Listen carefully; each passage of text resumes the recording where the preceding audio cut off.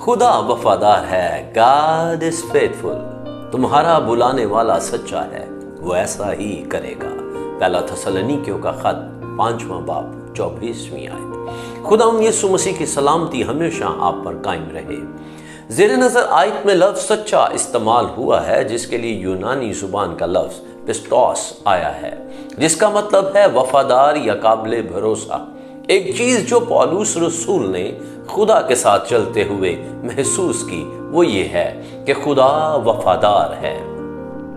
عزیزو، خدا کی صفات میں سے وفاداری ایک صفت ہے، یہاں تک کہ جب ہم بے وفا بھی ہوں وہ ہمیشہ وفادار رہتا ہے. دوسرا تیموتھیوس اس کا 2 باب اور 13ویں آیت یوں بیان کرتی ہے، اگر ہم بے وفا ہو جائیں گے تو بھی وہ وفادار رہے گا، کیونکہ وہ آپ اپنا انکار نہیں کر سکتا. عزیزو، خدا اپنے کلام میں سچا ہے. اس نے آپ کو مایوس کرنے کے لیے اپنی بادشاہی میں نہیں بلایا. اس نے آپ کو یقین دلایا ہے کہ وہ ایسا کرے گا، بس وہ آپ کے لیے جیسا اس نے سوچا ہے ویسا ہی کرے گا. ایک بات جو آپ کو معلوم ہونی چاہیے وہ یہ ہے کہ خدا کا وقت آپ کے وقت سے مختلف ہو سکتا ہے. خدا سے یہ توقع نہ کریں کہ وہ آپ کے وقت پر کام کرے گا، بلکہ خدا کو اپنے وقت پر کام کرنے کی اجازت دیں. اس کا وقت ہمیشہ بہترین ہوتا ہے، کیونکہ وہ ایک کامل خدا ہے.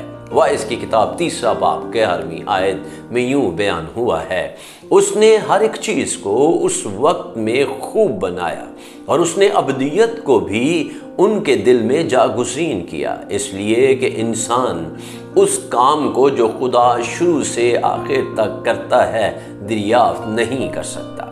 اپنی زندگی کے لیے اس کے بلاوے کو پورا کریں، وہی کام کریں جو اس نے آپ سے کرنے کو کہا ہے، اور ان چیزوں سے پرہیز کریں جو اس نے آپ کو منع کی ہیں.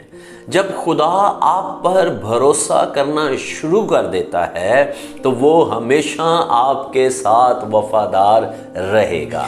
میں اس لائن کو دہرانا چاہوں گا کہ جب خدا آپ پر بھروسہ کرنا شروع کر دیتا ہے تو وہ ہمیشہ آپ کے ساتھ وفادار رہے گا، اور ان تمام خواہشات اور توقعات کو جو آپ اس سے کرتے ہیں پورا کرے گا.